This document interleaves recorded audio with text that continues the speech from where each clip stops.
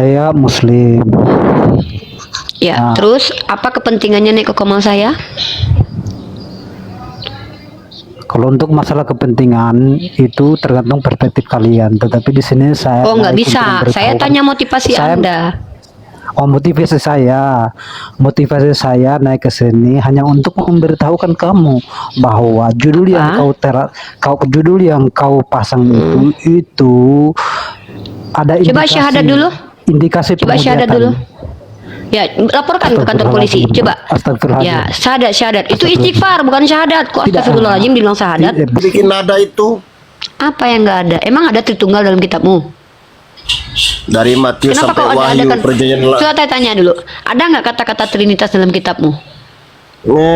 maksa yang tidak ada dijadikan nada itu mencari Iya kesalahan. udah. Ada tidak? Siapa manusia yang berkelamin bergelar raja di atas segala raja? Makanya kamu ndak berkutik di hadapan Edis. Kok nggak berkutik? Kalau nggak berkutik kenapa saya diturunin? Harusnya Edis biarkan saya di situ. Saya itu Yesus Raja Sek itu dari mana ini dapat itu? Dari pernyataan Edis. Mana? Kalau Raja Sek judulnya salah karena kalau Sek itu kan perilaku melakukan. Iya, Sek itu adalah melakukan. Kalau Edis kan tentang kekuatan. Banyak omong. Jadi kalau melakukan itu narasinya berbeda sih. Itu kan tandaannya itu. Saya kan bertanya kalau si Wonder tadi sudah secara mana yang tidak ada di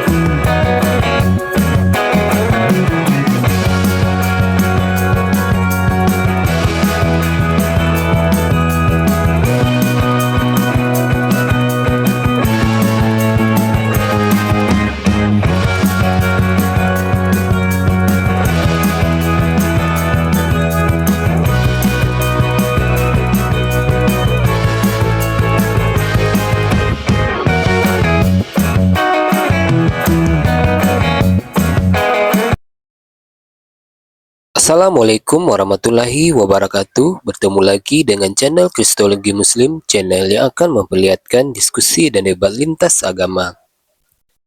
Pada kesempatan hari ini, semoga kita semua dalam keadaan sehat walafiat, selalu diberikan kesehatan dan segala macam urusan dilapangkan, dipermudahkan dan dilancarkan seperti apa yang diharapkan, dan juga diberikan segala kecukupan ekonomi, rezeki yang berlimpah yang tidak pernah habisnya dari Allah Subhanahu wa Ta'ala.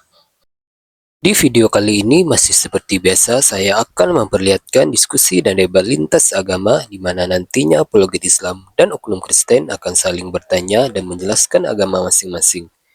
Yang mana kita akan bisa menilai mana agama yang benar-benar bisa diterima dan dipahami secara akal pikiran manusia yang berakal. Di video ini kita akan melihat diskusi dan debat Unirifa dan apologet Islam lain dengan beberapa oknum Kristen yang mana kita bisa mendapatkan ilmu dan pengetahuan tentang ajaran Islam dan ajaran Kristen. Dan bagaimana berjalannya diskusi ini, apakah akan berjalan tenang dan santun atau malah sebaliknya memanas, di mana biasanya oknum Kristen jika tidak sanggup menjawab pertanyaan dan juga tidak terima ajaran dan isi kitabnya dibahas, mereka akan emosi dan marah bahkan sampai menghujat pribadi atau ajaran. Nah, daripada penasaran dengan diskusi dan debat ini, mari kita simak saja videonya sekarang.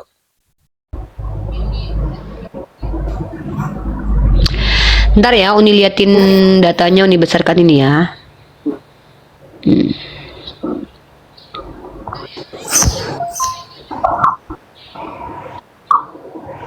Nah ini dek, kelihatan nggak dek? Ya, oke. Dek, oke. Ini Wonder. Ya, ini. Ini ya dek ya. Lukas pasal 24 nomor 46. Katanya kepada mereka, ada tertulis demikian. Ya, kata Yesus itu ada tertulis. Apa yang tertulis? Kata Yesus tertulisnya begini nih. Mesias harus menderita dan bangkit dari antara orang mati pada hari yang ketiga. Nah, pertanyaan ini dek. Di mana tertulis kata-kata Mesia harus menderita dan bangkit dari antara orang mati pada hari ketiga? Di mana tertulis? Karena kalau tidak ada tertulis, itu konsekuensinya Yesus berbohong atau ayatnya hilang dimakan kambing. Atau dimakan rayap atau dimakan hantu, nggak tahu lah kita kan. Silakan Dekku. Kira-kira menurut Adek di mana tertulis? Karena kalau Bukan yang tadi itu tertulis di situ ya? Itu kan dia itu bicara. perbuatan. Bukan, dia bicara bahwa tentang dirinya itu harus digenapi oleh kitab para nabi. Bahwa ada tertulis dalam kitab para nabi. Baca ayat selanjutnya. Uni walaupun nggak baca satu perikop, Uni tahu konteksnya itu. Itu konteksnya menceritakan tentang ayat sebelumnya. Di kitab sebelumnya. Bahwa dia itu akan menggenapi kitab para nabi. Yaitu Taurat, Zabur, dan Injil. Taurat, Zabur, dan juga kitab Tanakh, Taurat, Ketuvim, dan Neviim. Ternyata tidak ada tertulis Kalau dalam 3 kitab ini, Dek. Ya.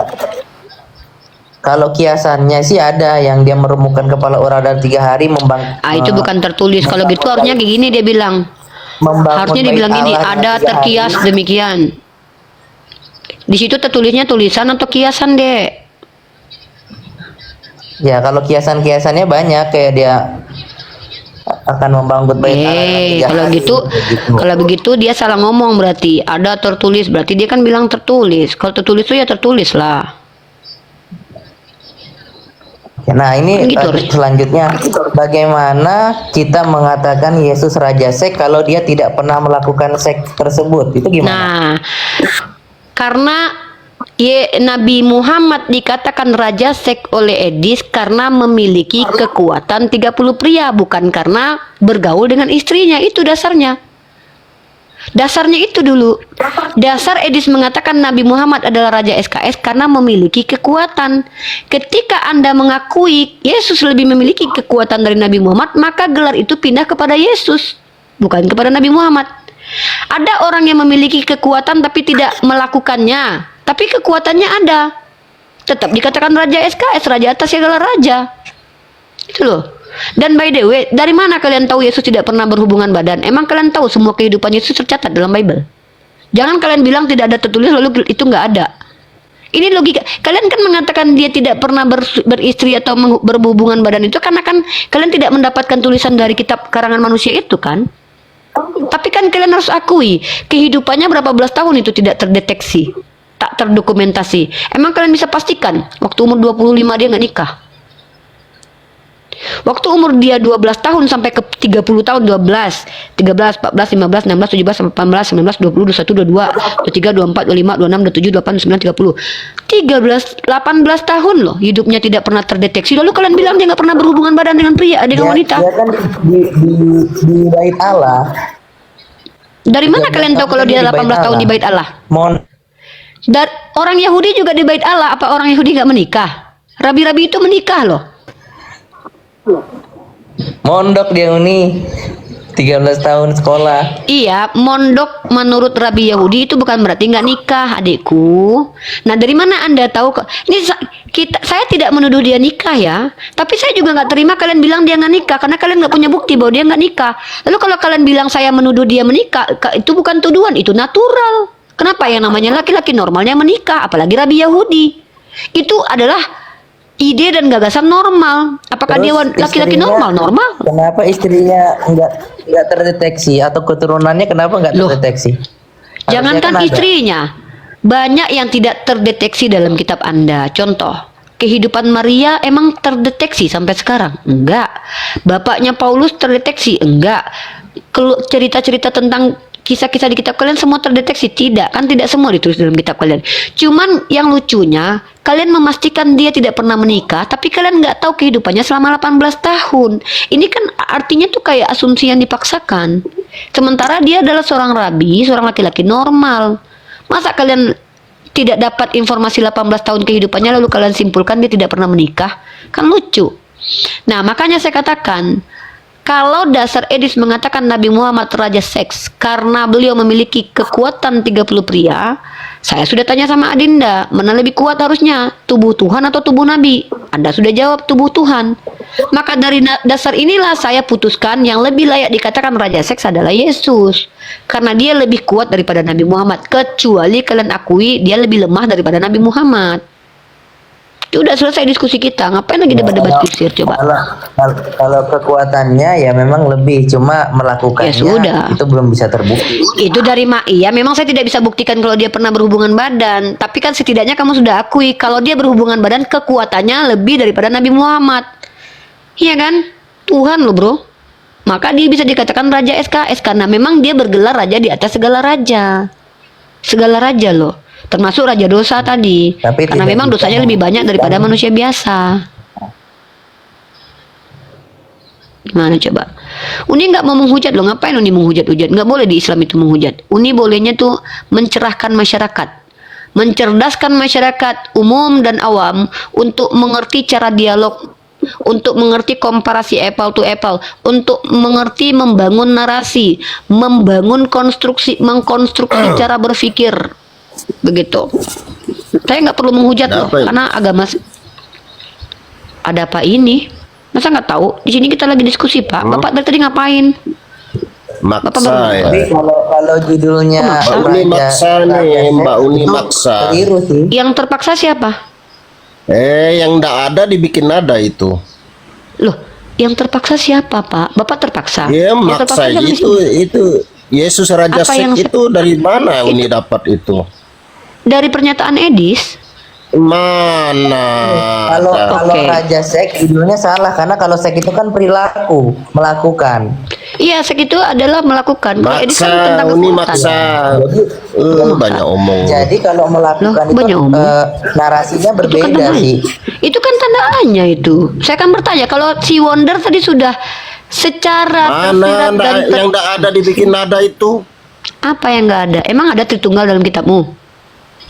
Dari Matius Kenapa sampai kau ada Wahyu kan? perjanjian Coba saya tanya dulu, ada nggak kata-kata Trinitas dalam kitabmu? Maksa yang ndak ada dijadikan ada itu mencari Iya kesalahan. udah. Kamu. Ada tidak? Siapa manusia yang kamu berkelamin tuh ndak bergelar bisa raja itu. di atas segala Makanya raja? kamu ndak berkutik di hadapan Edis. Kok nggak berkutik? Kalau nggak berkutik kenapa saya diturunin? Harusnya Edis biarkan saya di situ lah. Kalau saya nggak berkutik. Karena kamu kan nyerocot ngomongnya ndak karuan. Apa bedanya Nggak sama nyambung. Edis? Edis juga nyerocos. Ya nggak nyambung lah. Orang Edis takut dikomparasi pas saya tanya mana Ini yang lebih kuat, umur- burung Tuhanmu atau burung nabiku. Dia nggak bisa jawab kok. Usia sekarang udah sampai 46 tahun belum saya dapati Yesus itu Nggak ada yang berbuat nanya. seks. Oke. Jangankan Kamu tahu berbuat tidak seks, kehidupannya kami itu- seluruh ya. Kamu tahu tidak kehidupan Yesus mulai dari 0 sampai dia diangkat ke surga menurut perspektif Kristen? Kamu tahu hidup dia? Sejarah Yesus tidak ada yang Saya tanya, Yang apakah semua kehidupan Yesus tertulis dalam Bible, tidak Pak ada. John? Yesus tidak pernah berbuat kesalahan selama hidupnya kecuali Muhammad. Udah menghujat. Coba tunjukkan dalil Nabi Muhammad membuat kesalahan. Memang itu kenyataannya itu kan itu kan. Gimana? Saya Ini kalau dibilang ngomong nih menghujat. gini nih, orang-orang Kristen Nah, di sini kalau Anda- ngomong Anda- pakai Anda data ngomong nih, Yesus Nabi Raja Muhammad Seks. dikatain Ini salah. bukan menghujat. Ini bukan Ini bukan menghujat, karena ya? memang dia bukan. Dia Hah? bergelar raja di atas segala raja. Wah, Itu dalilnya. masa ini bukan menghujat?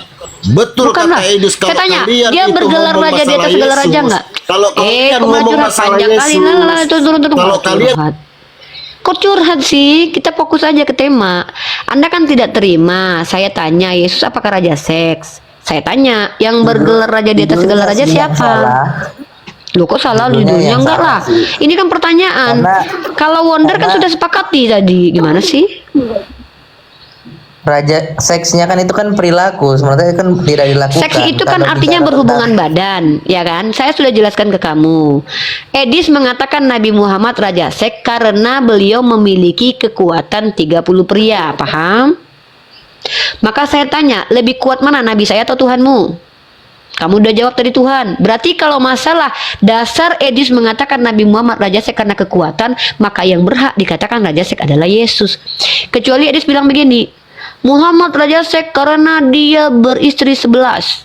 Maka Nabi Muhammad bukan Raja Sek, tapi adalah nenek moyang Tuhanmu Salomo karena Oke. istrinya 1000. Kalau Mana sih? kalau dari segi kenyataan atau banyakan mana nge-seks Muhammad sama Yesus dari perilaku langsungnya? Yesus itu jangankan ngesek, dia saja tidak tertulis hidupnya dari umur 12 tahun sampai 30 tahun. Pertama, kamu nggak berhak ngasih ini ngasih itu sama saya karena kamu nggak punya data tentang Yesus dari umur 18. Kamu tahu nggak masa-masa produktif laki-laki itu umur ketika dia mulai balik, mulai mimpi basah itu 15, 16, 17 sampai sekitar umur 30-an. Nah, kamu tuh cuman tahu hidup Yesus cuma 3 tahun, tapi jangan sok tahu tentang Yesus loh. Ketika kalian cuma tahu hidup Yesus selama 3 tahun, lalu kalian simpulkan bahwa itu 3 tahun mewakili seluruh kehidupannya, kan lucu kalian. Nah, saya mengatakan di sini, dia dikatakan Raja SKS ada 3 dalil. 3 dalil, perhatikan. Oke. Pertama, dalil dari parameter Edis. Parameter Edis mengatakan Nabi Muhammad Raja SKS karena beliau memiliki kekuatan 30 pria. Pahami itu, Ya, Wonder. kalau Diam dulu, saya kekuatannya kasih oke. 3 dalil dulu. Nggak masalah. Ya diam dulu, kan itu dalilnya. Ya sudah kalau begitu terima. Ya. Maka Wonder sudah mengakui dibandingkan Nabi Muhammad, Yesus lebih kuat. Maka yang berhak dikatakan Raja SKS adalah Yesus berdasarkan kekuatan. Nah, sepakat. Dasar yang kedua, dalil bahwa Yesus adalah Raja SKS, bahwa Yesus bergelar Raja di atas segala raja, sementara Nabi Muhammad tidak pernah bergelar Raja di atas segala raja. Maka di antara gelar yang paling berhak dikatakan Raja SKS, Nabi Muhammad atau Yesus? Jawab jujur, Wonder. Berdasarkan gelar. Ya, Yesus. Nah, yang ketiga, kalau yang dimaksud dengan Raja SKS adalah orang-orang yang bisa berhubungan badan dengan banyak wanita, maka Nabi Muhammad tidak bisa dikatakan Raja SKS, Wonder. Kenapa? Nenek moyang Tuhanmu bahkan istrinya 1000, sayang. Siapa namanya? Salomo. Maka ketiga dalil ini menggugurkan gelar kepada Nabi Muhammad sebagai Raja SKS. Maka 2 dalil membenarkan Yeshua HaMashiach Raja SKS. Di mana kesalahan saya? Selamat datang di kebenaran. Oke, tapi kalau secara pribadi per pribadi yang tertulis, yang terdata secara langsung melakukan XKS, siapa paling banyak? Ya Secara jelas data. paling banyak itu Solomon. Solomon 1000, Di Daud 5 antara orang Yesus diambilkan dan Tuhan. Muhammad. Di antara Oh Yesus jelas dan Nabi Muhammad. jelas Nabi Muhammad laku, bahkan 11 orang istrinya Yesus Oke. aja jomblo. Menurut kalian kan? Oke. Betul. Berarti sudah segitu ya. Udah. Loh, itu bukan parameter Raja SKS. Kenapa? Yesus itu jomblo karena pengetahuan kalian hanya 3 tahun tentang Yesus. Apakah dia betul-betul jomblo? Ya belum tahu. Bahkan ada salah satu scholar yang bernama siapa yang mencari manuskrip yang bertulis My Wife. Yesus berkata kepada istrinya, istriku. Siapa namanya itu perempuan yang teman-teman tolong bantu dong. Siapa yang Barbara Tering. Barbara Tering pernah membuktikan kalau Yesus beristri menggunakan teks, ya. Kalian hanya tahu kehidupan Yesus 3 tahun seolah-olah udah tahu kehidupannya 33 tahun, kan lucu. Kalian kan cuma tahu kehidupannya 3 tahun nih. Barbara Tering, ya, Yesus menikah. Mari kita bahas nih. Ini ahli, bukan saya cuma menyampaikan aja. Mari kita bahas Barbara Tering, ya. Barbara Tering. Lebih ngeri kalau ada orang yang memiliki kekuatan 3000 pria tapi tidak dipakai. Itu ngeri loh. Sia-sia kekuatan itu. Nggak ada guna kekuatan itu, ya. Kalau Nabi saya jelas perkasa, istrinya puas dengan dia, istrinya bahagia, makanya istrinya nggak ada yang mau dicerai. Iyalah. Nah, itu suatu pujian kepada pria loh. Kamu tanya, kamu pengen kuat atau pengen loyo? Saya tanya, kamu pengen kuat atau pengen loyo? Menurutmu kalau saya katakan kamu kuat itu hinaan, atau katakan loyo baru hinaan? Mana yang hinaan, dikatakan kuat atau dikatakan loyo? Kuat. Nah ya Pengennya. udah, berarti pujian. Iya dong, Nabi saya kuat, berarti itu pujian. Yang nggak kuat itu yang loyo, yang nggak kepake sama sekali, itu baru hinaan. Nah, dalam buku kalian lihat ditulis oleh Barbara Tering, judulnya adalah bukunya baca deh ya.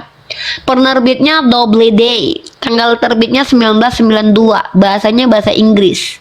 Bukunya, kamu cari ya bukunya itu ya. Saya belum punya. Nanti kita bedah itu buku. Di ISBN-nya 97805513950 sekian. Edisi paperback. Ya. Di sini tertulisnya begini. Tesis utama dari buku ini adalah Yesus adalah pemimpin faksi radikal dari para iman esens. Dia tidak lahir dari perawan. Waduh. Mbak ngeri juga buku ini ya. Waduh. Ketahuan banget bohongnya. Wah, Udah itu aja mau nggak baca sesuai nih. sama Quran. Loh. Kita bicara Yesus bukan Nabi Isa loh. Nabi Isa nggak nikah. Nabi Isa tidak diceritakan beliau menikah, tapi dikatakan Rasul-Rasul itu memiliki istri. Nabi Isa kalau nikah bukan aib sayang, itu justru kebanggaan. Artinya dia berfungsi sebagai laki-laki normal. Kami nggak ada loh umat Islam yang kalau ada yang nuduh Nabi Isa nikah, kami mah nggak marah. Justru kami bangga Nabi-Nabi itu menikah karena dia normal. Artinya mohon maaf ya, alat vital yang diberikan Allah kepada dia itu bermanfaat. Ya, Masa cuma soalnya buat Yesus kencing ke doang? dunia, Yesus ke dunia bukan untuk itu. Tunggu dulu. Dari mana kamu tahu kalau Yesus ke dunia bukan untuk itu? Ada pernah Yesus bilang sama kamu, aku ke dunia adalah untuk ini, untuk itu? Pernah mendengarkan kata-kata Yesus begitu? Bukan itu tujuannya. Ya, coba saya pengen tahu. Coba tunjukkan kepada saya perkataan Jadi gini. Yesus kepada kamu bahwa tujuannya ini dan itu. Coba. Kok so tahu tentang Yesus nih? Ketika ada narasi yang mengatakan karena hanya Allah yang bisa hidup suci. Lah, Allah itu tidak memiliki aturan dari entitas lain loh. Manusia itu harus ikut aturan Tuhan. Dan jangan kamu samakan antara Tuhan dengan makhluk. Tuhan itu memang punya syarat sebagai Tuhan bagi kita manusia. Karena kalau tidak ada syarat, apa bedanya dengan iblis?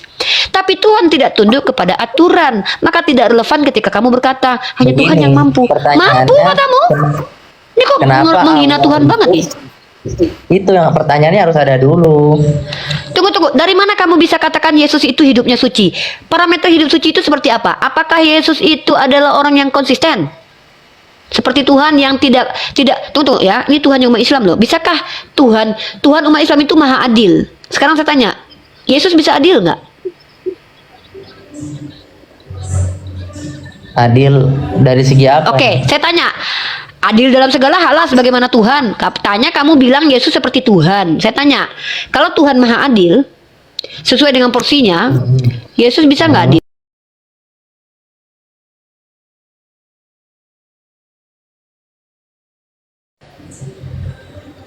Di mana keadilan Yesus ketika mengutuk pohon ara sampai kering ketika tidak berbuah?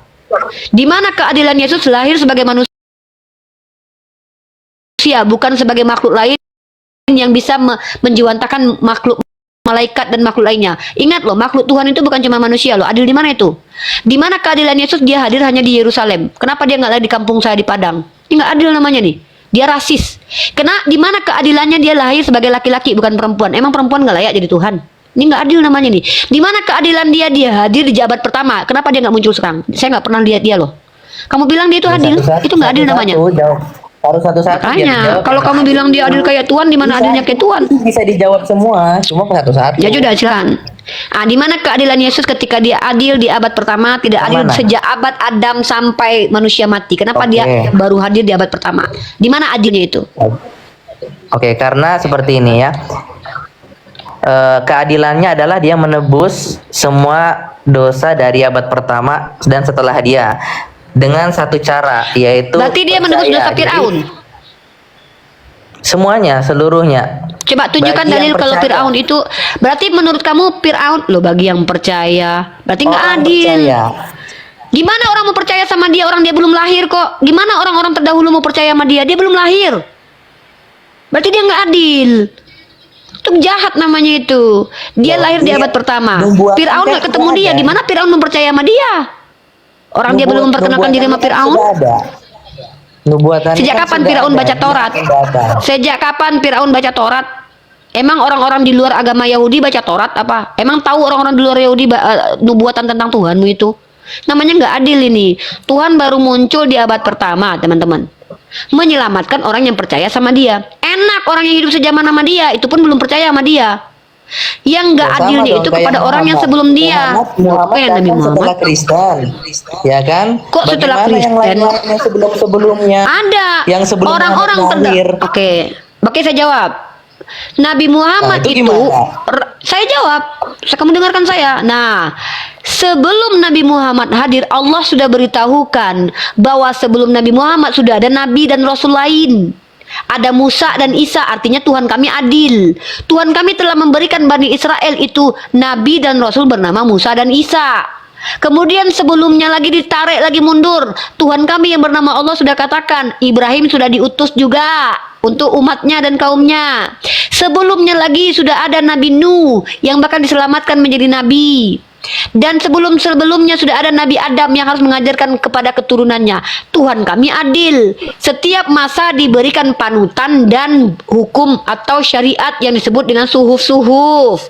Artinya Oke. Tuhan kami adil. Diam dulu, belum selesai, jangan oke-oke aja, brother.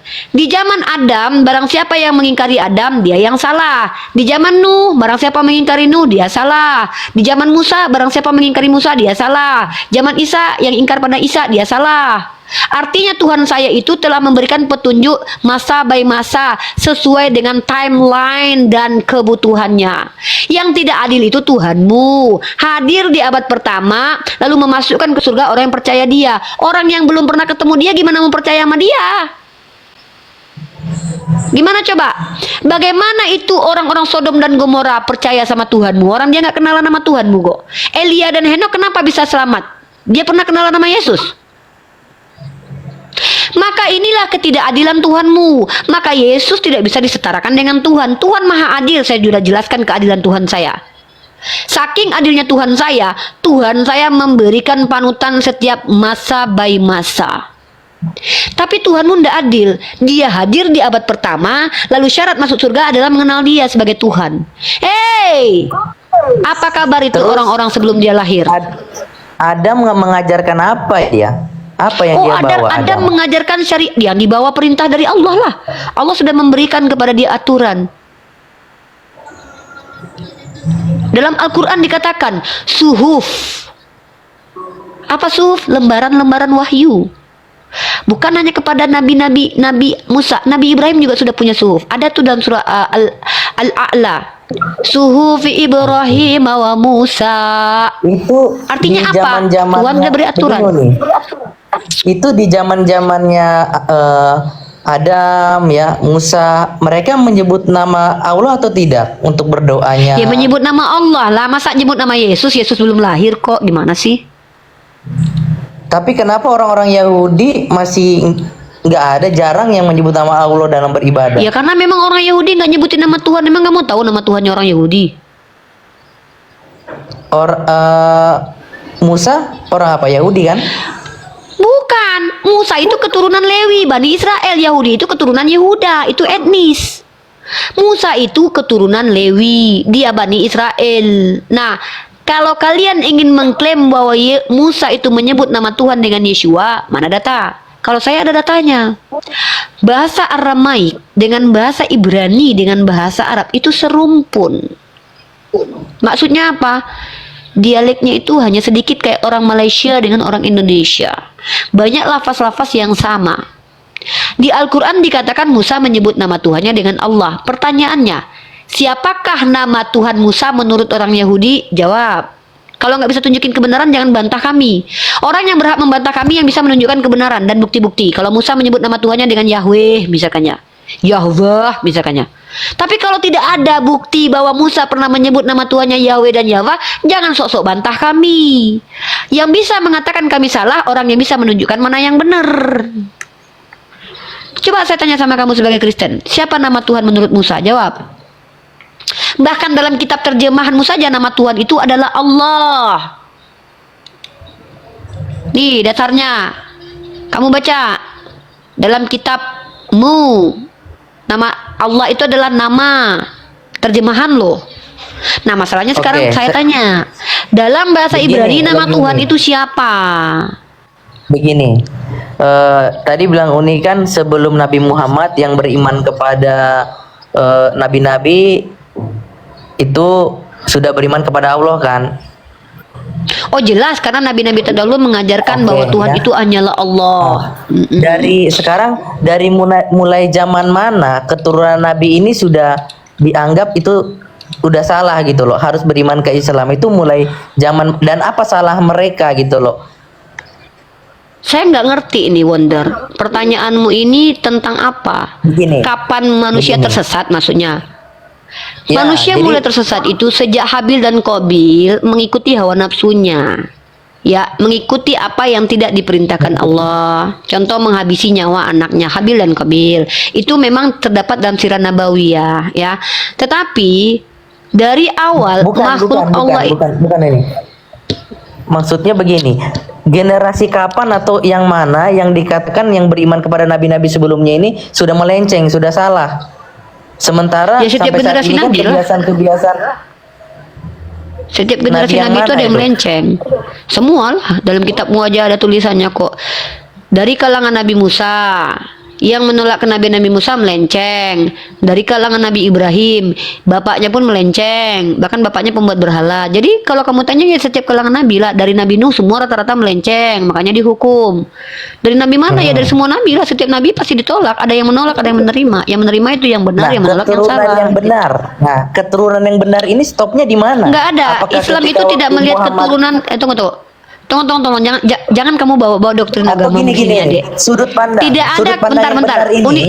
Bentar. Uni benahi dulu cara berpikirmu. Uni minta maaf Iya, ya. bukan Saya keturunan. tahu dok. Oke, bukan keturunan, bukan keturunan. Pintar. Saya tidak katakan Pintar nih keturunan. Wonder nih. Tapi sudut pandang yang benar ini ya mulai punah, mulai tidak berlaku itu yang mana? Apakah sampai saat ini di luar Islam tidak ada keturunan-keturunan sebelumnya yang masih tetap benar atau seperti apa? Apa pertanyaannya ini, Dek? Tadi mau diluruskan kamu nggak terima. Makanya Uni mau meluruskan dulu cara berpikirmu. Kebenaran itu bukan dari keturunan, Dekku. Kebenaran itu Iya, adalah Uni. pilihan Tapi- dari cara kamu. Coba Oke, dengarkan ya, tapi dulu. apakah sampai Coba sekarang nggak ada yang di Wonder. luar dari- Mau bentar dulu, Dek. Setiap hamba Allah itu mendapatkan haknya dari Allah. Apa haknya dari Allah? Pemberitahuan, Dek. Bahkan kalau ada satu zaman yang tidak diberitahukan, Allah tidak memasukkan mereka ke neraka, Dek.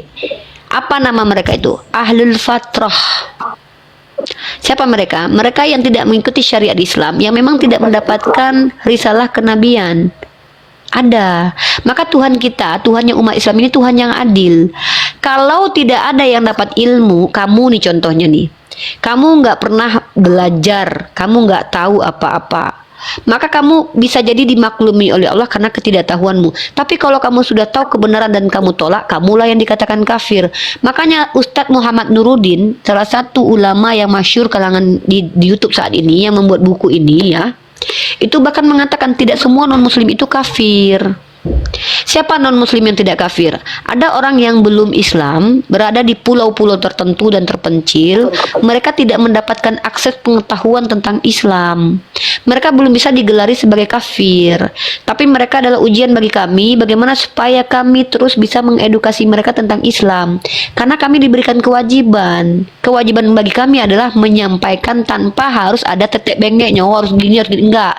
Tapi makanya saya buka platform TikTok ini untuk menyampaikan, karena saya menjalankan kewajiban saya. Apakah nanti sampai ini ke pulau-pulau terpencil, bisa jadi videonya dipotong-potong, ada yang lihat, oh ternyata benar juga ya. Akhirnya mereka kembali ke fitrahnya sebagai muslim. Inilah keadilan Tuhan saya. Bahkan orang yang tidak tahu pun akan dimaklumi oleh Allah. Mereka disebut dengan ahli fatrah. Tuhan tidak menghukum seseorang yang berbuat kejahatan tanpa ilmu, bahkan dia tidak tahu itu perbuatan jahat. Kenapa? Diangkat pena catatan amalan soleh dari orang yang pertama ODGJ, karena dia nggak tahu tuh perbuatannya itu salah atau benar. Kedua, orang tidur. Kamu kalau tidur nyekek mamamu, kamu nggak sadar, kamu nggak berdosa loh, karena kamu nggak tahu itu perbuatan jahat atau tidak, kamu lagi mimpi. Atau ketika kamu pertama ODGJ, yang kedua tiga adalah balik, belum balik, kamu masih belum masuk kategori balik, belum bisa membedakan baik dan buruk. Anak-anak kecil kalau nggak sengaja mendorong orang lain dan mati, orang itu dia tidak berdosa, dia tidak bisa dikisos. karena dia belum balik. Ini keadilan Tuhan. Karena kalau masalah mampu dan tidak mampu itu akan dimaklumi oleh Tuhan. Contoh, kakimu ndak ada, kamu ndak mampu ke masjid, sementara laki-laki wajib ke masjid. Apakah ketika kamu ndak ke masjid kamu dihukumi sama Allah? Tidak, Tuhan kita adil. Maka Tuhan memberikan cara-cara, tata cara melalui Nabi Muhammad mengajarkan bahwa yang wajib itu bagi yang mampu. Makanya naik haji pun wajib bagi yang mampu. Tapi kalau mau dan tidak mau, kamu yang pilih, udah tahu ini benar masih kamu tolak, ya udah kamu kafir. Nah, sekarang kita back to topic. Wonder, ambil satu topik yang ingin kamu bahas dengan Uni, biar kita tidak muter-muter lari-lari nih. Saya mau kamu bertanya tentang agama Islam yang betul-betul kamu bingung dan kamu tidak menganggap bahwa ini Islam nggak layak diterima sebagai agama yang betul karena masalah ini. Coba itu yang kamu fokuskan dulu. Mumpung kamu ada di komen saya. Bagi saya, mudah-mudahan saya bisa membantu. Kalau bagi saya Islam ya hanya satu saja kesalahannya. Di luar itu nggak ada sih menurut saya. Semuanya bagus. Dalam arti dalam ibadahnya, keimanan semua bagus. Cuma Islam kan hanya perbedaannya tidak menerima Allah itu tadi dalam mempresentasikan kasihnya untuk manusia ini yang berdosa ini jadi manusia itu aja kan. Kalau yang lain-lainnya kan mereka sesuai Uni jelaskan ya. Perjanjian lama kan, menaati Masya Taurat. Allah. Jadi menurut saya nggak ada yang salah tentang itu, hanya satu ya, bahwasanya ya kepercayaan Islam Allah menjadi Yesus itu yang tidak balance itu aja. Jadi Islam mau diserang dari manapun nggak bakal bisa karena mereka mengikuti ajaran-ajaran terdahulu. Cuma satu aja kunci terakhirnya tentang penebusan dosa. Itu sih. Oke, Uni boleh bantu kamu untuk memahaminya ya. Tapi sebelumnya tolong teman-teman kasih apresiasi kepada saudara kita Wonder ini, entah bunga gitu untuk mensupport orang-orang seperti ini. Harus ada nih. Saya harus adil. Saya harus apresiasi beliau ini. Kenapa? Sopan. Ya, walaupun kita berbeda keyakinan tidak masalah. Dan beliau tidak menghujat. Saya hargai, saya respect. Salam hormat buat saudaraku Wonder. Dan tolong jangan ada yang menghujat secara personal beliau, karena bisa jadi beliau adalah orang yang sopan tapi bisa menjadi brutal gara-gara teman-teman semua nanti. Tidak perlu menghujat Tuhannya, karena dilarang dalam Al-Quran kita menghujat sembahan dia. Nah, izin Uni untuk menjelaskan kepadamu saudaraku Wonder ya. Oke, saya akan coba jelaskan pelan-pelan. Sorry. Biar kita kelihatannya sama, tidak ada gap di antara kita. Saya sama-sama kan besar nih. Jadi gini Wonder, Islam itu adalah agama yang ketika bicara apa yang diimani itu harus dibenarkan di hati dan ditunjukkan dengan perbuatan. Maka ketika kami diberitahu bahwa Tuhan itu satu, maka kami akan dikatakan munafik kemudian kalau kami implementasikan Tuhan itu lebih dari satu. Ketika kami percaya Tuhan itu bukanlah makhluk, maka kami akan munafik ketika mengatakan Tuhan itu juga bisa berubah menjadi makhluk. Karena ini bertentangan secara ilmu ontologis. Coba saya ajak. Apa perbedaan Tuhan dan manusia menurut Wonder? Sepengetahuanmu jelaskan, nanti saya coba bantu kamu pelan-pelan untuk memahami. Silakan. Apa beda Tuhan dan manusia? Ya tentunya perbedaannya sangat banyak ya. Cuma ibaratkan Allah yang jadi manusia itu tanpa kehilangan keilahiannya secara keseluruhan, dalam arti ya. Sudah stop. Tadi kan Uni tanya gini. Apa perbedaan antara Tuhan dan manusia? Kamu sudah menjawab banyak. Maka pertanyaan saya adalah, apa perbedaan Yesus dengan manusia biasa? Secara menjalani hidup nggak ada bedanya, ya harus sama. Ya sudah. Kalau begitu dia manusia. Kalau tidak ada perbedaan maka dia manusia, bukan Tuhan. Nah, sekarang apa alasan kamu mengatakan dia Tuhan? Coba.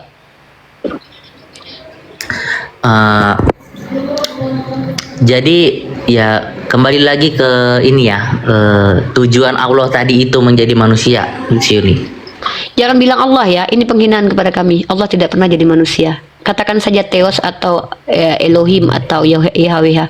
Maaf ya adikku, Allah itu nama Ismul Zat Wajibal Wujud.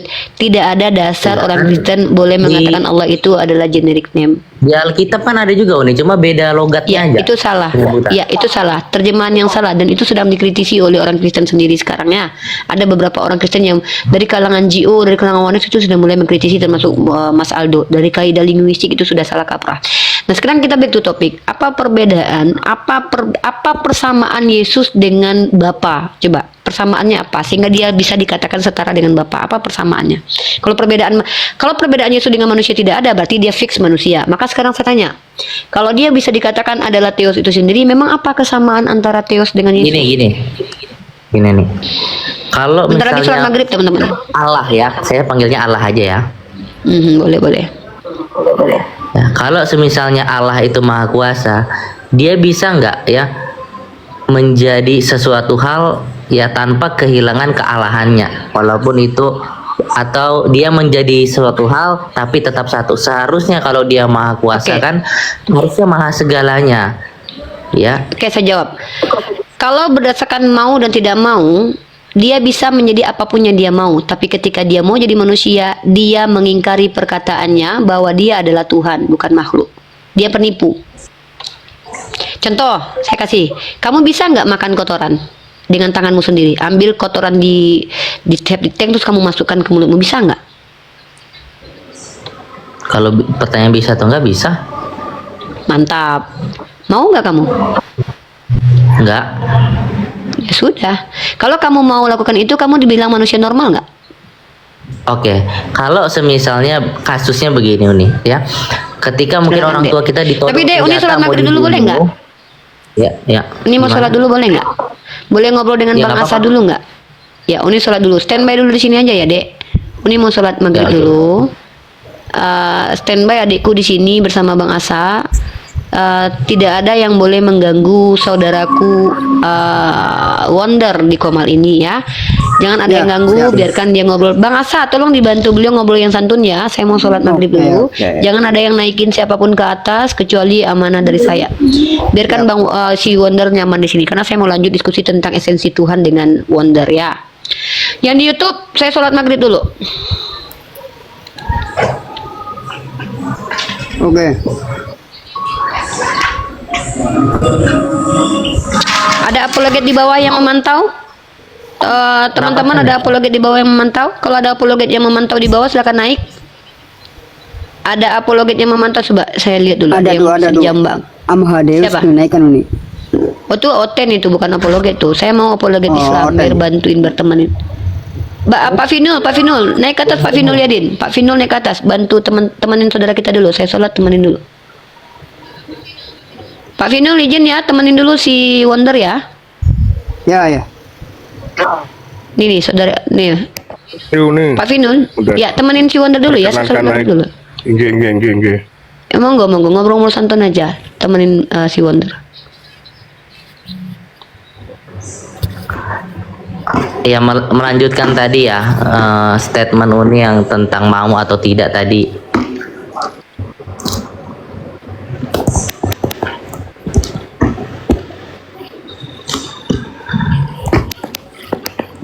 Jadi gimana ini, mau lanjutkan yang tadi atau pertanyaan? Iya lanjut, silahkan. Nggak apa-apa, lanjut. Oke ya. Jadi tadi Uni itu kan bilang manusia bisa nggak makan kotorannya sendiri? Bisa, tapi dibilangnya mau nggak? Ya sebagai manusia harusnya nggak mau. Cuma kalau kasusnya semisalnya ada orang tua kita yang mau disekap, mau dibunuh, tapi syaratnya kalau mau selamat kita harus melakukan satu hal ya. Contohnya tadi makan kotoran sendiri, ya. Ya mau nggak mau kita harus lakukan karena kasusnya beda, ada ancaman. Nah itu seperti itu juga ya.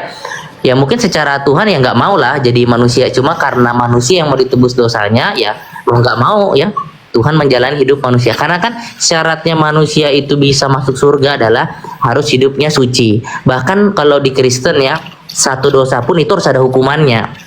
Seperti misalnya kita jalan naik motor keluar ya, 10 lampu merah kita taatin, 1 lampu merah kita langgar, itu sudah ada hukumannya loh. Ya, jadi satu dosa harus ada hukumannya. Makanya dalam Islam mungkin setuju juga kalau semua orang Islam ada namanya penyucian diri, disiksa dulu di neraka tapi akhirnya masuk surga karena ya harus dihukum. Nah, Yesus datang itu untuk menghindari itu hukuman itu dengan cara harus ada manusia yang hidup yang suci, dan tidak ada manusia yang keturunan darah Adam dan Hawa yang mampu hidup suci, itu nggak ada, karena darahnya Adam itu sudah dosa ya, udah pasti kita itu apapun yang terjadi pasti akan melakukan dosa. Nah, butuh suatu hal yang di luar dari Adam. Makanya Maria itu mengandung bukan dari sperma keturunan Adam, tapi langsung dari roh Allah, karena hanya karakter Allah yang mampu hidup suci menjalani kehidupan. Makanya ya bisa takut, tapi dalam ketakutannya dia bisa hidup suci sampai akhir. Jadi seperti itu sih ya, kalau misalnya mau nggak mau ya karena dia mengasihi manusia ya jadi manusia. Oke, sudah. Mungkin ada tambahan. Oke, yang perlu kita garis bawahi tadi ada yang memaksa ya. Terus siapa Bang Wonder yang memaksa Tuhan, yang bisa punya otoritas memaksa Tuhan itu siapa? Apa karena makhluknya berbuat dosa, dia merasa terpaksa? Bukan terpaksa ya, tapi mengasihi. Loh, Mengasihi. Anda tadi bilang kalau karena terpaksa bisa makan Itu kotoran. Nah, ya itu kalau dianalogikan ke situ, siapa yang bisa memaksa Tuhan gitu loh? Karena Tuhan sendiri punya analogi itu sifat bisa maha dirubah kuasa. dengan apapun. Analogi Mana, itu ulang, bisa ulang, dirubah ulang. dengan situasi apapun, bukan hanya terpaksa aja sih.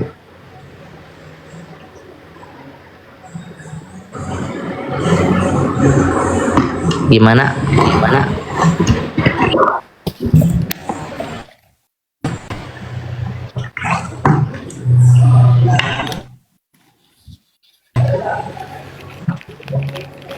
Enggak, tadi analoginya nggak masuk gitu loh Bang, menurut aku ya. Kalau misalnya orang tua disandingkan dengan Tuhan tadi ya nggak make sense. Oke, begini. Kita ambil analogi yang lain. Misalnya anak bapak jatuh ke sungai yang ada binatang buasnya, ada buayanya. Secara manusia kita nggak mau masuk ke situ. Tapi karena ada anak kita di situ, kita ada belas kasihan. Kita melakukan apa yang kita bisa, terjun ke situ. Mau kitanya juga mati ya, itu udah urusan belakang karena kasih kita terhadap anak kita. Secara manusia nggak mau lah masuk. Kalau yang masuk situ mungkin bebek, ngapain nyelamatin bebek? Tapi karena anak yang kita kasihi jatuh ke dalam sungai yang ada buayanya, sebagai bapak bisa aja sebelum buaya itu datang dia nyelamatkan anak itu gitu loh. Jadi secara manusia nggak mau, tapi secara belas kasih mau. Loh, enggak, hubungannya dengan manusia berdosa ini loh apa gitu loh. Kan Oke ya. Manusia itu kalau masuk surga harus hidup suci. Ya. Nah, karena tidak ada manusia yang mampu hidup suci, hanya Allah yang mampu. Tapi tidak mungkin Allah menjalani kehidupan dengan Allahnya, kan nggak adil dong, ya.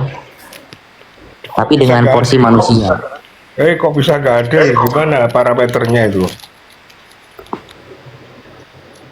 Kenapa Anda membatasi Tuhan gitu loh? Begini. Ya, kalau misalnya Allah hadir dengan tubuh Allahnya, emang Allah bisa disiksa? Nggak bisa lah.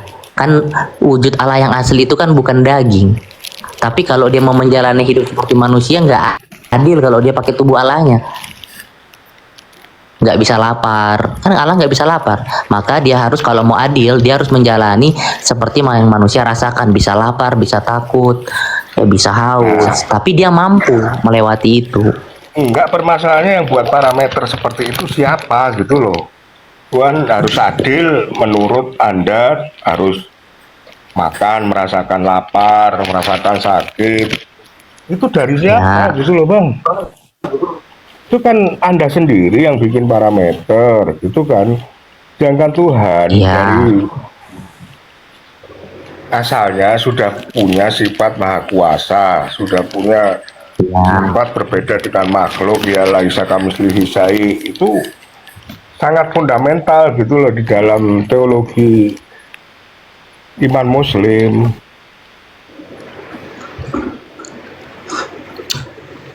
Terus Anda mau apa ya, menyamakan dengan cara pandang Anda, ya nggak bisa. Ya gimana, itu sudut pandang Kristen.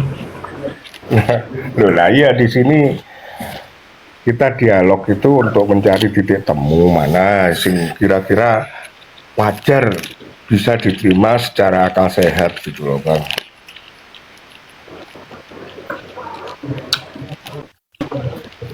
Ya menurut saya masuk akal aja sih. Tadi waktu Uniriba ya memberikan contoh ya, Anda itu bisa nggak makan tai, katakanlah gitu. Anda menjawab bisa aja kan. Bisa. Tapi kenapa Anda nggak melakukan? Misalnya, kenapa Anda nggak melakukan? Karena nggak Ya mau. pertanyaan kan? makan Karena tai nggak mau. untuk apa dulu begitu. Nah seperti itu juga, misalnya Tuhan mau jadi manusia itu untuk apa dulu gitu loh. Kalau hanya untuk Nah, mengampuni, ya itu. kalau misalnya sebentar ya, kalau misalnya untuk mengampuni aja, Tuhan Oke, itu punya betul, untuk sifat mengampuni. pengampun. Nah ya, Oke, begini. ya Tuhan aja bisa Ribet gitu ya. punya kan dia punya kuasa maha pengampun ya kan. Nah terus ngapain gitu loh, dia bilang misalnya ini ya, saya berbuat dosa misalnya ya, saya melakukan zina misalnya seperti itu, kemudian saya minta ampun kepada Tuhan ya, bertobat. Artinya bertobat, abang tahu nggak Ya, apa? Biar kita menyamakan persepsi dulu. bertobat itu ya meminta ampun, tidak mengulangi dosa lagi. Pinter. Nah, dengan demikian Allah sudah mengampuni dosa kita. Ya udah, selesai urusan di situ. Oke. Kenapa harus ribet gitu loh? Waktu Adam dan Hawa, kalau kita berbuat dosa, Tuhan sudah bilang loh ada hukumannya. Jadi hukumannya harus tetap ada, dan Tuhan itu adil. Nggak boleh Tuhan itu kayak, oh kamu buat dosa dihukum, tahu-tahu nggak dihukum. Itu namanya Tuhan nggak konsisten. Hukumannya tetap diadakan, mantap. ya. Tapi diganti. Saya langsung masuk nih. Saya tanya, ketika Tuhan mengatakan dia akan menghukum manusia, yang dihukum siapa kata Tuhan ketika berbuat dosa? Siapa Yang kata dihukum? Tuhan? Yang dihukum siapa? Ketika manusia berbuat dosa, kata Tuhan yang dihukum siapa? Lebihnya itu kayak mati sih, mengalami kematian. Bukan. Gini loh, yang saya tanya, Hukumannya ketika kematian. ya udah, yang mendapatkan hukuman siapa kata Tuhan? Per pribadi. Nah, sekarang yang dihukum siapa? Di Kristen. Kalau dia percaya kepada Yesus, hukumannya hilang. Ya udah, berarti Tuhan itu tidak konsisten. Kenapa saya katakan tidak konsisten? Ketika di dalam kitab Anda, di dalam kitab Kejadian, ketika Adam yang berbuat dosa dia yang harus mati, tapi di kitab Anda yang perjanjian baru, Adam yang berdosa, Tuhan Anda yang mati. Anda bilang tadi Tuhan itu adil. Adil itu apa sih artinya?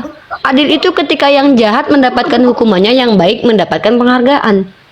Kalau Anda bilang adilnya Tuhan, yang berdosa Adam yang dimatikan adalah orang benar seperti Yesus, itu nggak adil namanya. Makanya saya bingung nih, konsep adil dalam Kristen itu gimana sih? Nah, tadi kita kembali nih, bisa nggak Tuhan jadi manusia? Saya tanya, bentar, kita pakai logika nih. Tuhan Anda itu jadi manusia kenapa? Karena nggak ada yang manusia yang mampu hidup suci. Di mana tertulis begitu? Bahwa keinginannya jadi manusia karena manusia nggak ada yang mampu hidup suci. Henok Elia itu nggak hidup suci berarti. Berarti ada manusia yang hidupnya tidak suci bisa ke surga gitu. Ini blunder nih belajar. Semua keturunan baca. Adam dan Hawa Berdosa. Semua keturunan Adam dan Hawa itu berdosa. Oke, Henok berdosa nggak? Berdosa karena dari mulai dia Kenapa sebelum bisa ke lahir pun surga? kita udah manusia berdosa. Ya, kenapa Henok bisa ke surga? Berarti Tuhan Anda melegalkan orang berdosa ke surga? Nggak konsisten lagi nih Tuhan. Katanya kalau orang berdosa dapat hukuman. Atau tidak? Ya makanya saya tanya, kapan pernah Henok bertemu dengan Yesus? Kalau dia percaya Yesus yang akan datang, dia selamat. Mana dalil kalau dia percaya Yesus akan datang sebagai Tuhan? Kamu tahu nggak alasan dia masuk ke surga kenapa?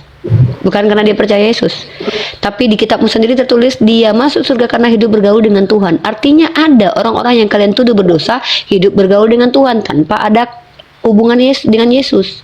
Maka blunderlah argumen yang mengatakan tidak ada semua manusia yang bisa hidup bergaul dengan Tuhan. Bohong, karena Henok sudah ke surga sebelum Yesus lahir. Gugur loh, blunder loh itu dek. Saya bantah doktrin kamu loh. Saya bukan bantah Yesus lahir kitabmu. kan dia Allah. Oke, tunjukkan kepada saya Yesus adalah Allah dalam perjanjian lama, bukan dalam klaim perjanjian baru. Kenapa? Kalau Yesus adalah Allah, tidak tertulis dalam perjanjian lama, berarti kalian mau mengklaim bahwa orang-orang yang tidak mengalahkan Yesus itu adalah orang-orang yang benar. Kenapa? Emang gak tertulis di perjanjian lama? Karena Yesus sebagai Allah itu adalah kalian ambil diksinya dari perkataan Yesus. Yesus Alfa Omega, klaim bahwa dia ada sebelum Abraham ada. Orang yang belum membaca PB gimana? Tahu kalau Yesus adalah Allah? Gimana ini ceritanya ini? Kalian ayolah pakai logika. Sekarang gini, saya kembali kepada Tuhan seharusnya.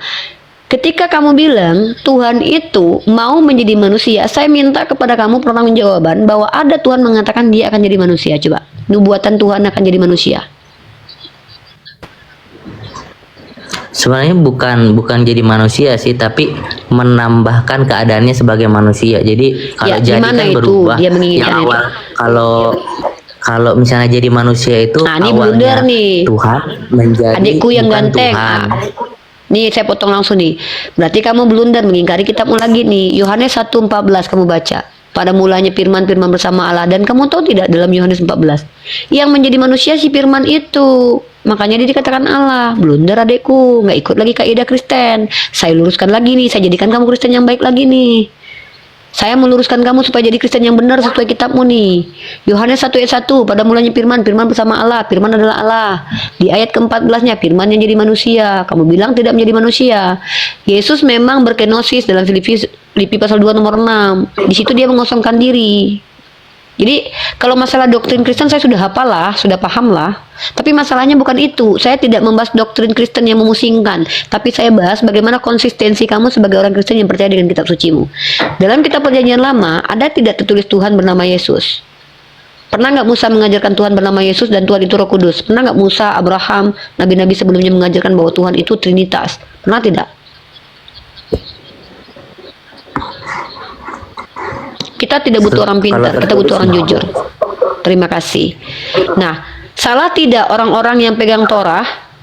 Salah nggak mereka menurut, karena kamu sudah akui ya, tidak ada secara tertulis bahwa Tuhan itu bernama Yesus dan Roh Kudus adalah Roh Kudus adalah Tuhan dalam kitab Tanakh.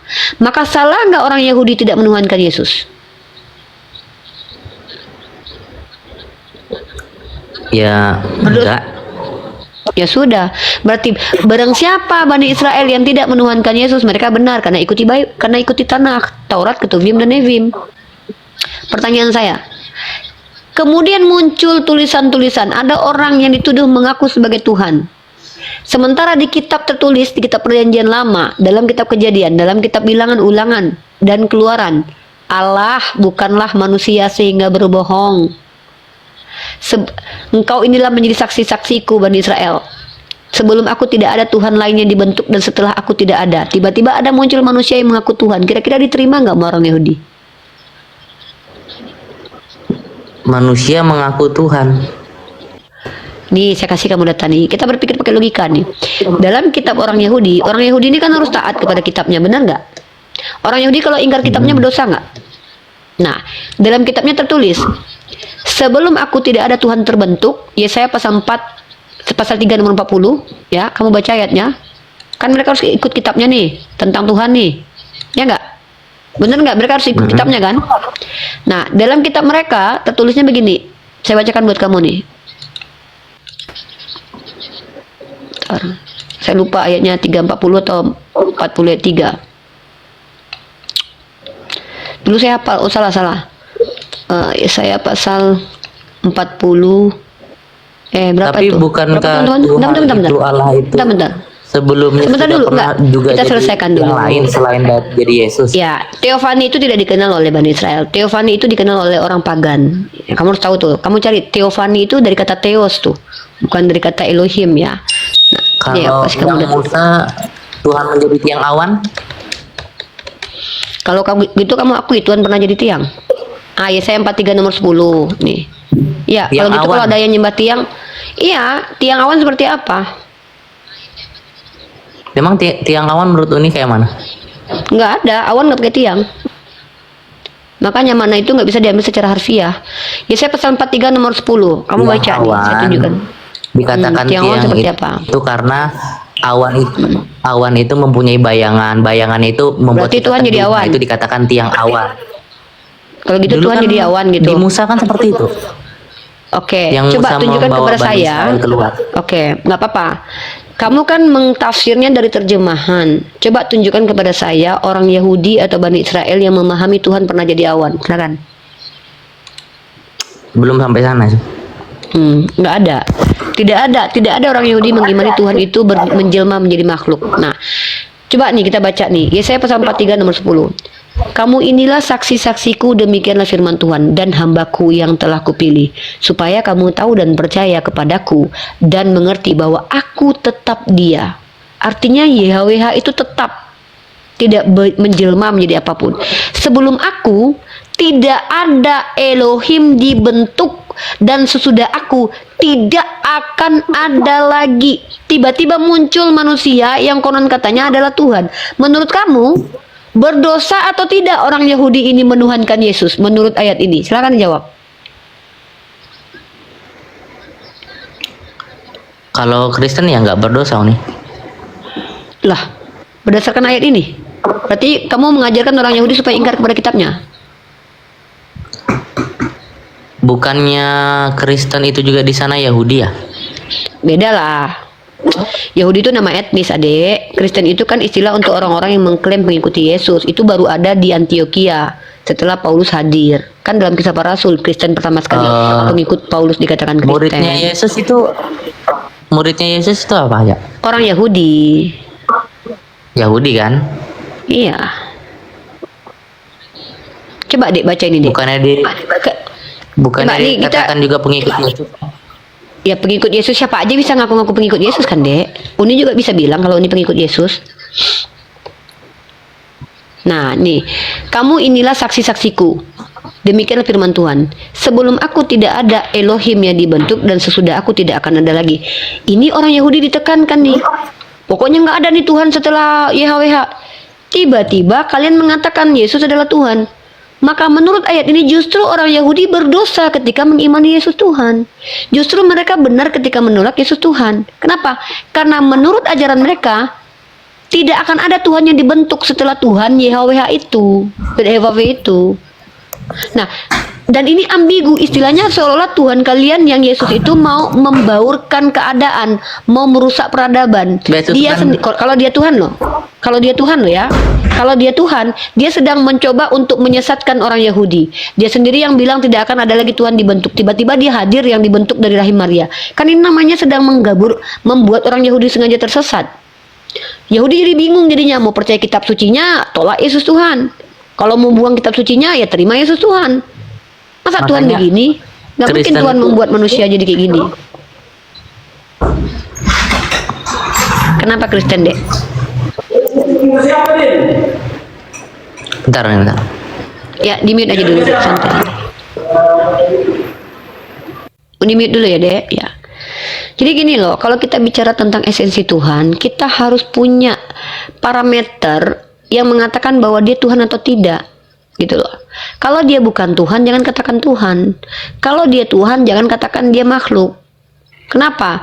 Karena kalau kita tidak punya syarat Tuhan dikatakan Tuhan, maka semua bisa jadi Tuhan. Itu loh. Ya. Jadi tolong yang naik ke atas tempat saya ini, yang kayak gini nih, diskusi bagus-bagus, bisa bergantian ngobrol. Kasih knowledge kepada kami umat Islam, atau sebaliknya saya yang kasih knowledge. Tuhan itu apa? Dalam makna etimologi, Tuhan itu adalah sembahan, Johnny Roll. Terminologinya Tuhan pencipta yang tidak diciptakan. Dah ya, kalau sepakat dengan saya lanjut diskusi, kalau enggak silakan bawa definisi sendiri dan bantah definisi saya. Gitu. Ya. Kalau kita mau bicara ini kita harus dudukkan dulu, paham gak kita dengan esensi yang kita bahas? Menurut saya judulnya jangan gitu. Loh, menurut Anda dasarnya apa? Ini kan sebuah pertanyaan.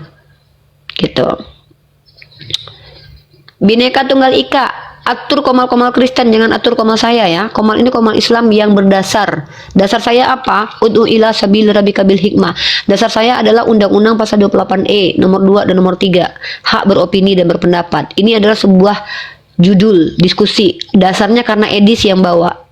Edis mengatakan Nabi Muhammad raja seks. Maka saya bertanya, Yesus raja seks nggak? Ini pertanyaan. Ini jadi bahan diskusi. Kalau kalian nggak terima, jangan tonton. Ngapain kalian di sini? Kalian nggak bisa intervensi saya kecuali kalian yang nafkahi saya. Kalian suami saya. Kalau suami saya boleh intervensi saya.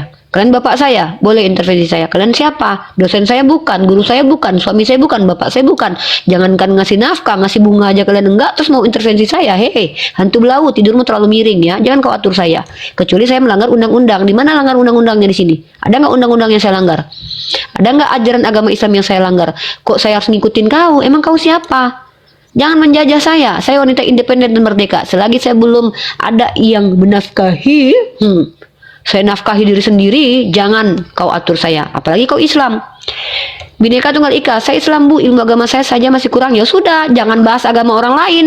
Anda kalau Ustadz Abdul Somad sama Ustadz Khalid Basalamah bang, jangan nonton dialektika lintas iman bang, bisa goncang imanmu nanti.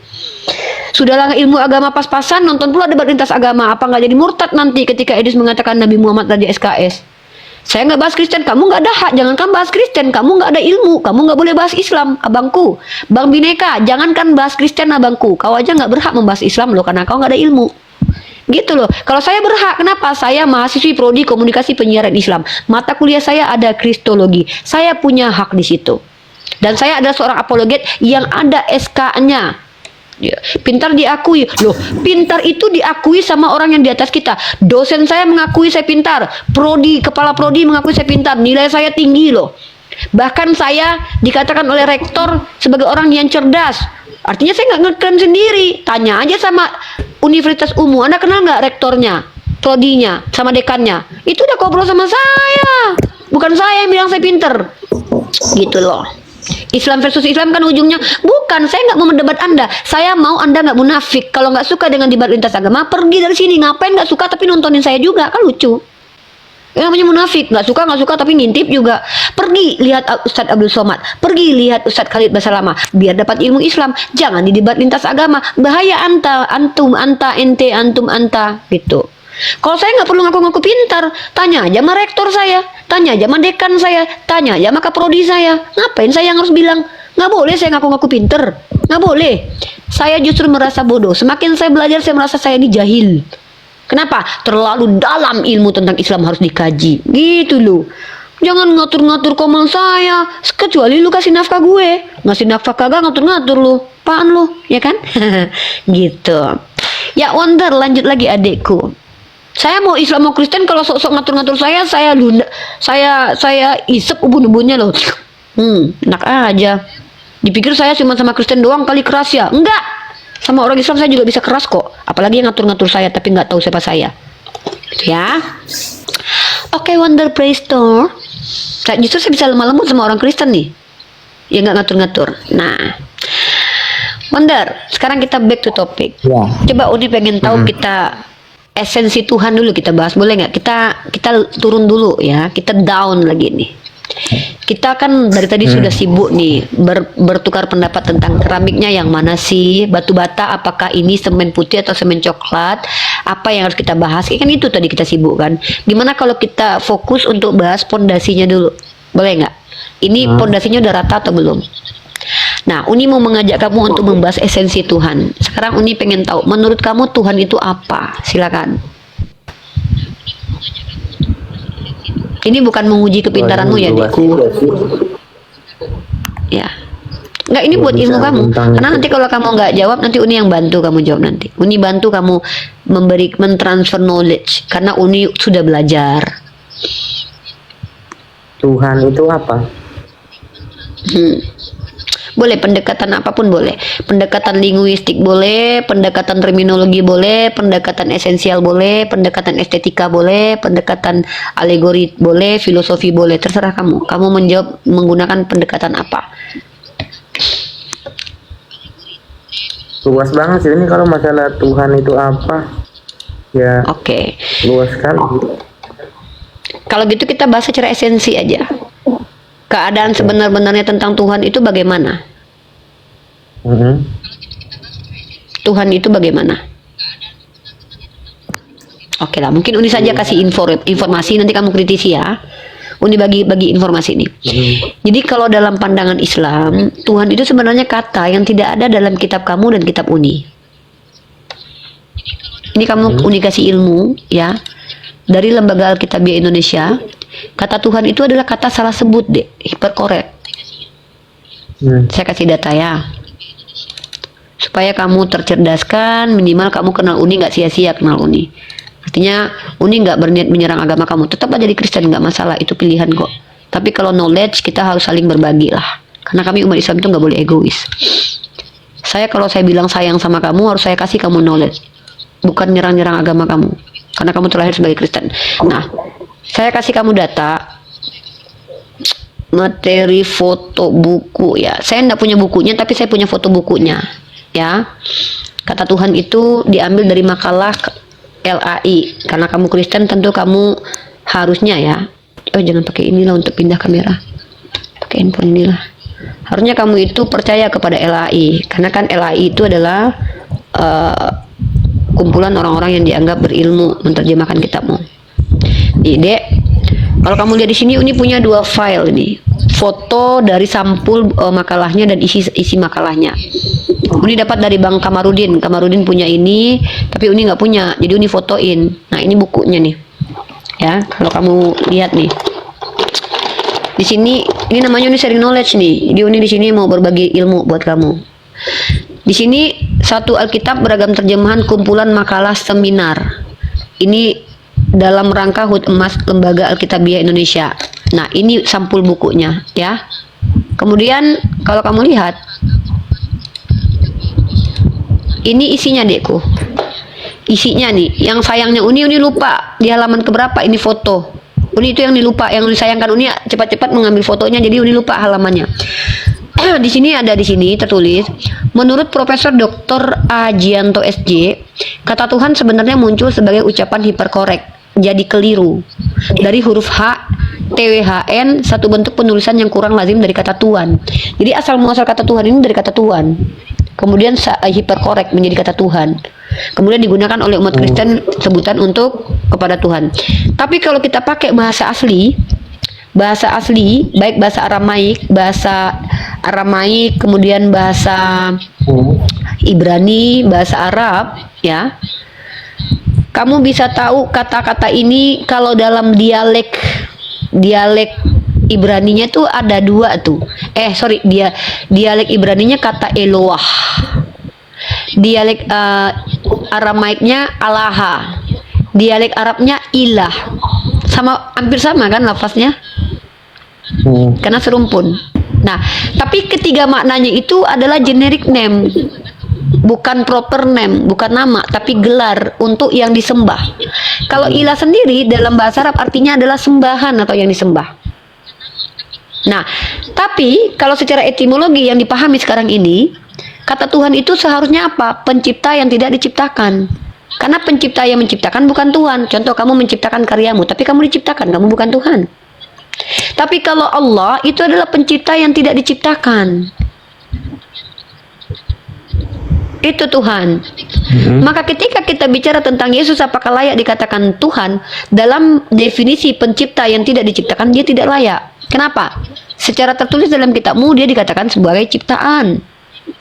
Walaupun tafsirnya kemudian berbeda-beda antara umat Kristen satu dengan yang lainnya.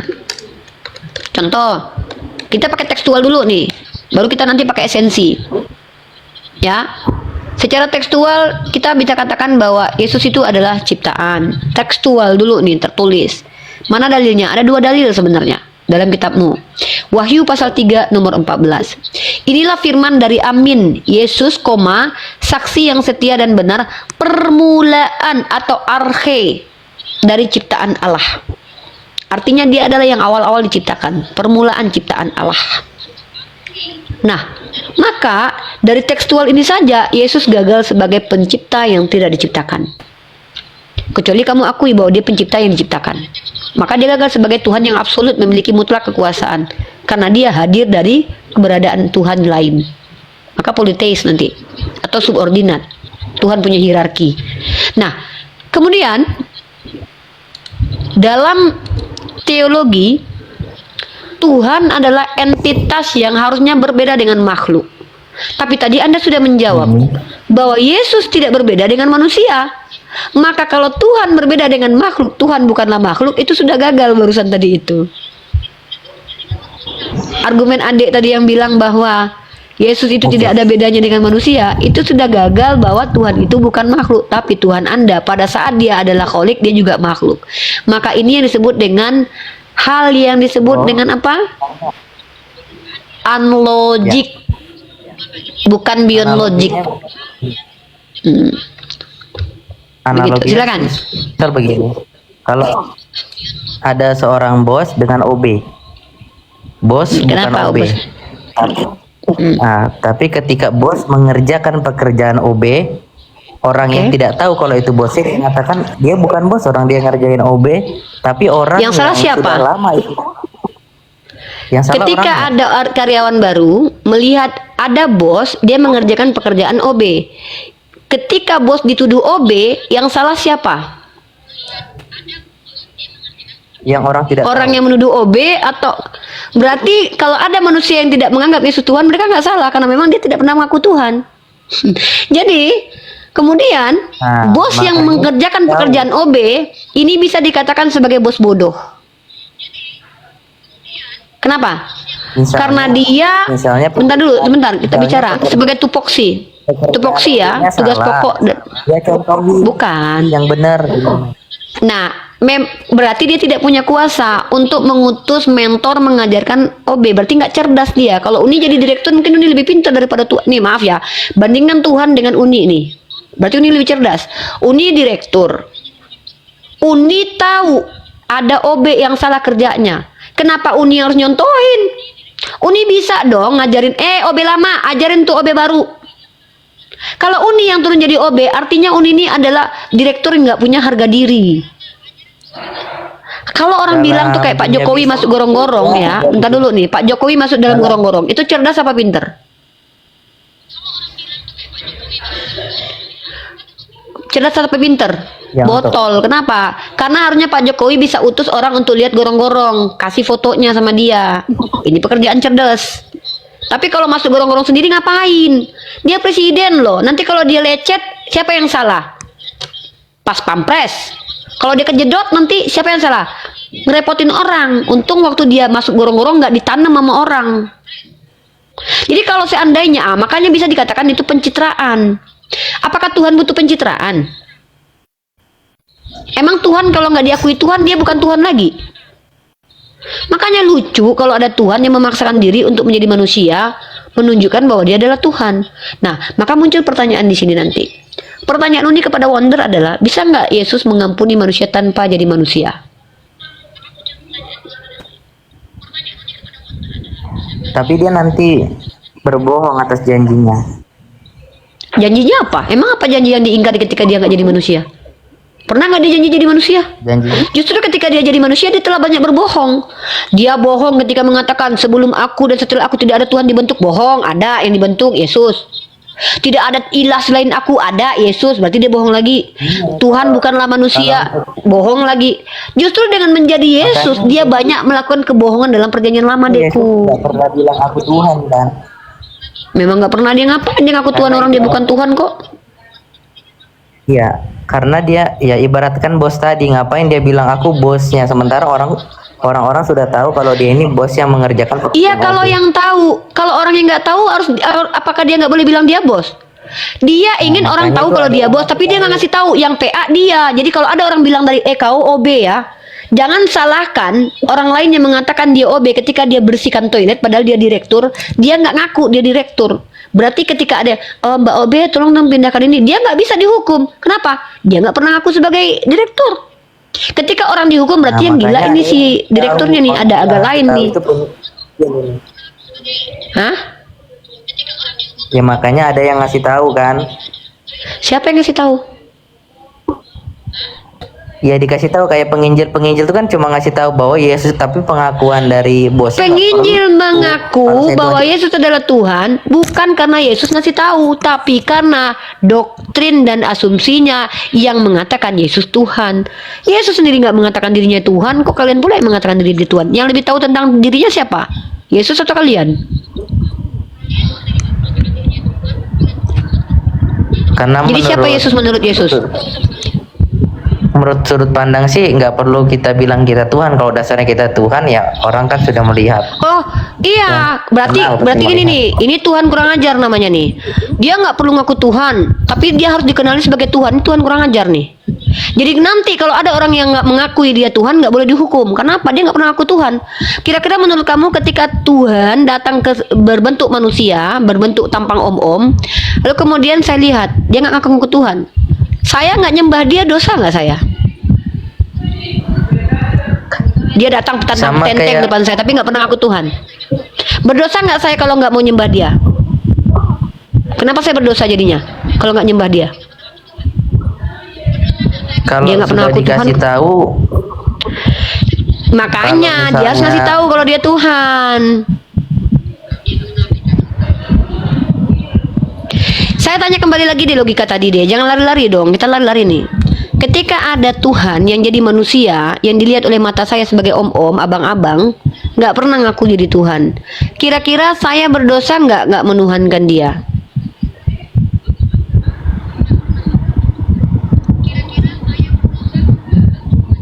Menurut Anda lah. berdosa. Kenapa saya berdosa nggak menuhankan dia? Dia nggak pernah ngaku Tuhan kok. Dari mana saya tahu kalau dia Tuhan? Masa saya menjalankan apa yang nggak saya tahu? Dia nggak pernah ngaku Tuhan, ciri-ciri Tuhan juga nggak ada pada dirinya. Kenapa saya harus menyembah dia? Kenapa saya nggak nyembah dia, saya dihukum? Berarti dia yang pengen saya mati itu. Katanya dia penuh kasih. Orang dia ngejebak saya kok, nyamar jadi manusia. Terus harus diakui sebagai Tuhan. Suka-suka nenek moyang lo berarti dia pengen saya masuk neraka itu. Dia yang nyamar jadi manusia, saya panggil dia panggilan abang. Emang dia abang-abang. Ketika saya manggil dia abang, oh salah kamu, panggil saya Tuhan. Loh, belum tentu saya juga berdosa. Kenapa? Dia harus buktikan kalau dia Tuhan dulu. Jadi gini, brotherku, semua deklarasi itu harus penting kemudian kalau ini mengenai Tuhan. Kenapa? Karena konsekuensi tidak menuhankan Tuhan itu adalah neraka. Maka ketika dia tidak mendeklarasikan dirinya, kenapa dia ancam orang yang tidak menuhankan dia masuk neraka? Orang dia nggak ngaku kok. Sebenarnya kalau untuk masuk surga ada caranya. Apa cara masuk surga menurut Yesus?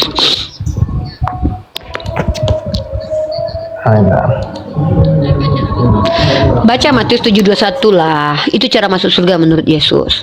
Tidak setiap yang memanggil aku Tuhan, Tuhan masuk kerajaan surga, tapi yang mengikuti perintah Bapa.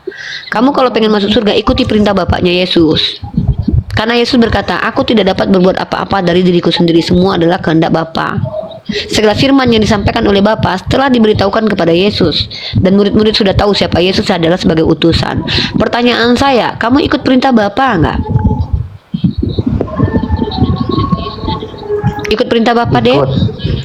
Ada nggak perintah Bapa untuk menuhankan Yesus?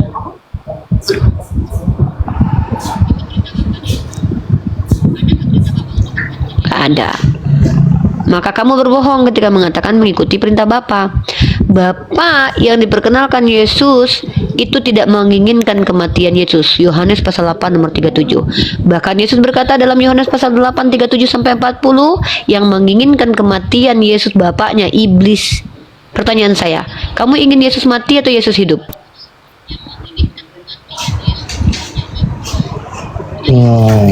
Ya bukan ingin sih, tapi memang hidup.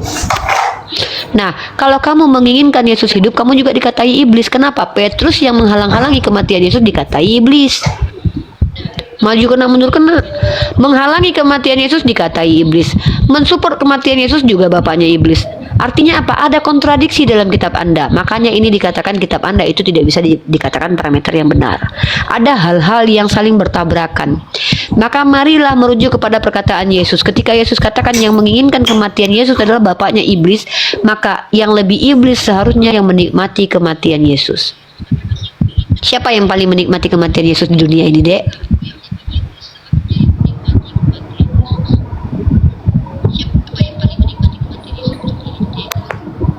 Kristen. Nah, kalau kita bagi ketiga pandangan tentang Yesus. Orang Yahudi mengatakan dia nabi palsu. Umat Kristen mengatakan dia manusia yang dituhankan dan terkutuk. Orang Islam mengatakan dia manusia mulia, bukan Tuhan tapi Rasul. Mana yang kamu pilih ketiga ini?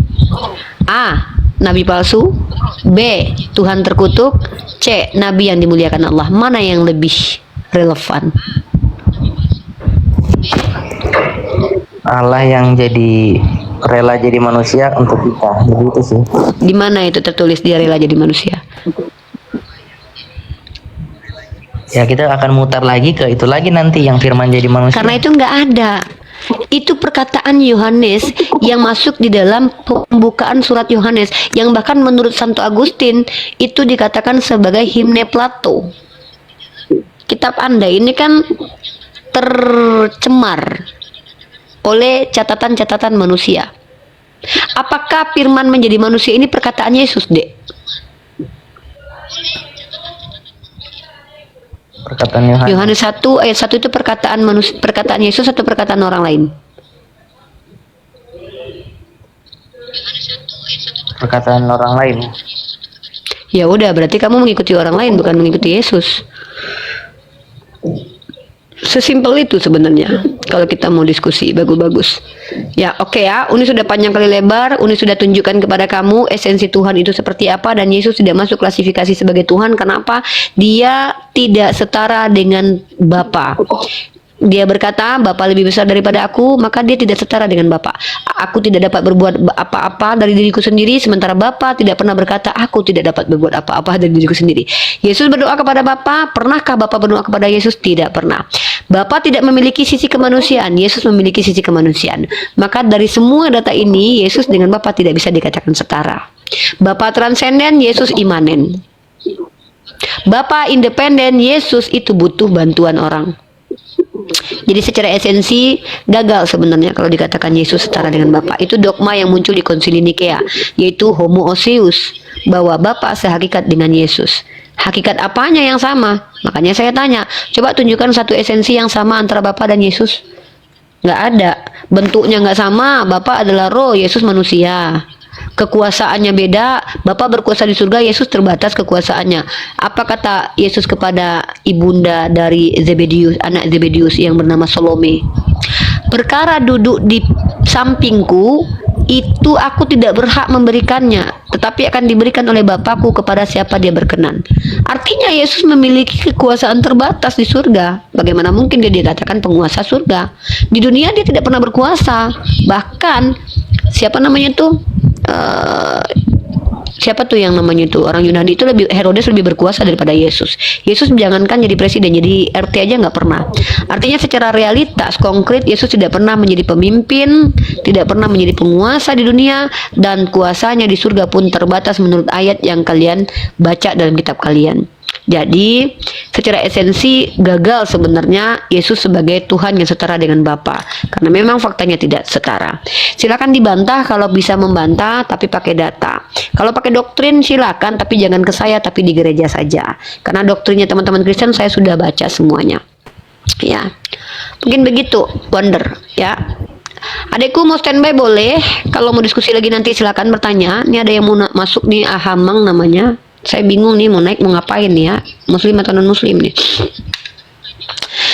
Ya Ahamang, muslim atau non muslim? Adekku Wonder di mute dulu, yang lain di mute dulu. Nanti Wonder kalau mau bertanya silakan open mic, mau membantahnya juga open mic. Ahamang, muslim atau non muslim? Ada keperluan apa naik ke Komalu saya? Ya. Ya Ahamang sudah diizinkan bicara, silakan. Halo.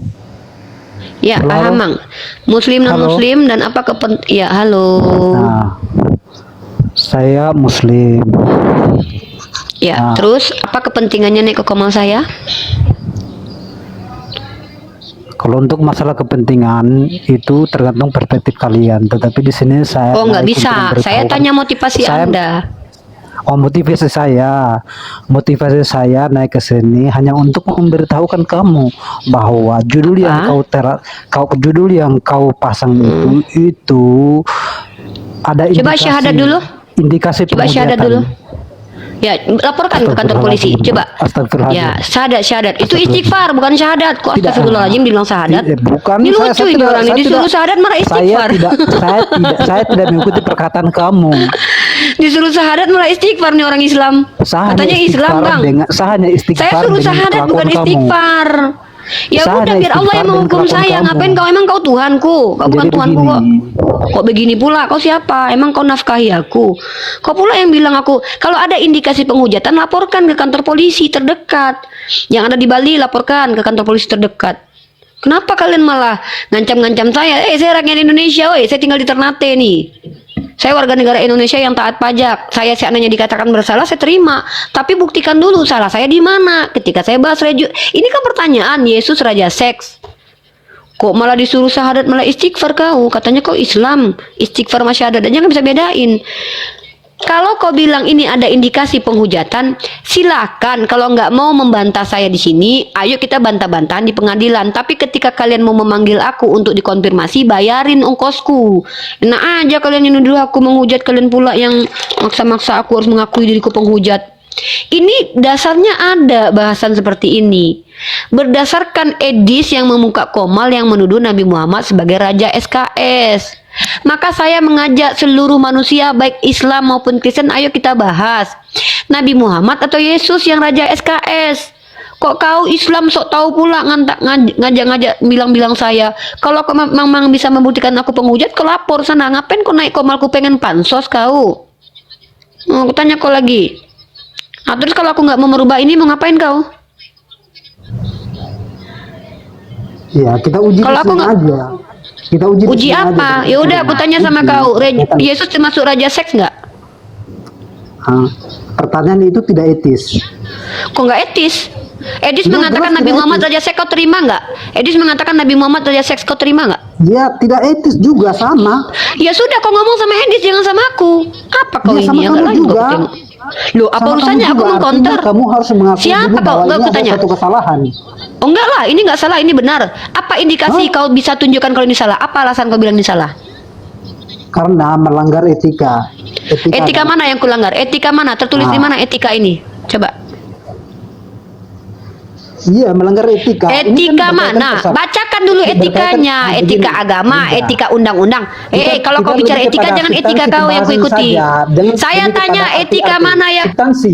kulanggar? Substansi Saya tanya. pembahasannya. Saya Kita lebih tanya kepada substansi dulu. substansi etika mana yang kulanggar? Etika mana yang kulanggar? Iya, etika itu menanyakan sesuatu hal yang Etika bersifat mana privat. yang kulanggar? Etika Etika itu hal mana yang yang bersifat kulanggar? privat itu kau umbarkan di Jawab. depan umum. Hal Etika yang bersifat mana privat. yang kulanggar? Turun kau, biadab kau. Yang nggak ada bersifat apa-apa, privat pikir kau orang, umbarkan di depan umum turun itu. kau. Privat apa? Sejak kapan tentang Tuhan privat? Kau pikir Yesus ini bukan tokoh peradaban? Dia tokoh peradaban loh. Kok kau pula yang ngatur, kecuali aku membahas tentang hubungan seks kau dengan istrimu, baru itu privat. Ini sebuah pertanyaan.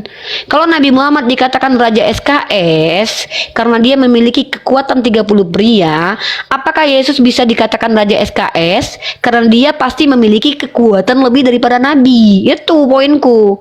Kau bilang pula aku bahas hal privat. Emang urusan kau, urusan ranjang kau yang ku bahas dengan binimu? Enggak lah. Sejak kapan tentang Yesus itu menjadi privat? Privat siapa? Yesus kau. Nggak usah kau naik. Apa pula kau ngatur-ngatur komalku? Udahlah ngaku-ngaku kau Islam. Kau penting kau rupanya. Kecuali kau dosen. Dosen kau. Ustadz kau.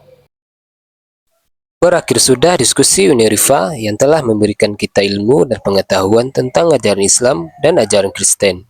Semoga ilmu yang kita dapat dari diskusi dan debat ini dapat digunakan nantinya jika bertemu dan berdiskusi dengan oknum Kristen. Saya akhiri video ini. Terima kasih kepada saudara-saudari muslim semua yang telah mengikuti diskusi ini sampai habis. Sampai ketemu lagi dan nantikan video-video diskusi dan debat apologet Islam selanjutnya. Assalamualaikum warahmatullahi wabarakatuh.